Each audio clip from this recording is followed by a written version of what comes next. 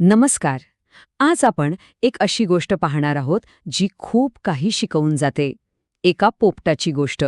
या पोपटाच्या फक्त एका खोट्या शब्दाने सगळं काही अक्षरशः बदलून टाकलं. तर चला या गोष्टीतून समजून घेऊया की खोटं बोलण्याची खरी किंमत काय असू शकते. तर मग सुरुवातच एका मूलभूत प्रश्नाने करूया, जो ह्या कथेचा म्हणायला गेलं तर आत्मा आहे. खरंच एका खोट्या शब्दाची किंमत किती असू शकते? ठीक आहे, चला तर मग गोष्टीत शिरूया. ही गोष्ट घडते एका छोट्याशा गावात आणि इथे आहेत आपली दोन मुख्य पात्र. तर या गावात रामू नावाचा एक शेतकरी राहायचा. अगदी साधं सरळ आयुष्य होतं त्याचं. पण रामूसोबत त्याचा एक खास सोबती होता. एक सुंदर, हिरवागार आणि सगळ्यात महत्वाचं म्हणजे बोलणारा पोपट. आता या पोपटाचं सगळं काही ठीक होतं, पण एक मोठी अडचण होती. त्याला एक खूप वाईट सवय होती. ती म्हणजे तो नेहमी खोटं बोलायचा. आणि हीच सवय खरं तर या संपूर्ण कथेला वळण देते. आणि या सवयीमुळेच त्याचा एक आवडता पण तितकाच धोकादायक खेळ सुरू झाला. झालं असं की एके दिवशी केवळ स्वतःच्या मनोरंजनासाठी तो पोपट जोरजोरात ओरडायला लागला. आणि त्याचा आवाज ऐकताच रामू तर प्रचंड घाबरला. तो धावत पळत घराबाहेर आला, पण पाहतो तर काय, कुठेही आग नव्हती. त्याच्यासाठी त्याच्यासाठी ही निव्वळ एक गंमत होती. दुसऱ्याच्या मनात जी भीती निर्माण झाली त्याला तो एक विनोद समजत होता. पण तो इथेच थांबला नाही. दुसऱ्या दिवशी पुन्हा तेच. यावेळी गावकरी धावत आले खरे, पण सगळं खोटं आहे हे कळल्यावर ते खूप चिडले. साहजिकच आहे, नाही का? आणि इथेच कथेला एक महत्वाचं वळण मिळतं.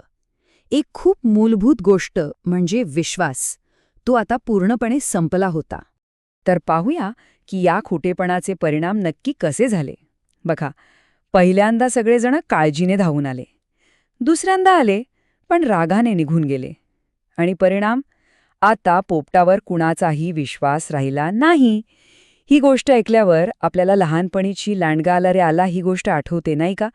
एकदा का विश्वासार्हता गेली की ती परत मिळवणं किती कठीण असतं.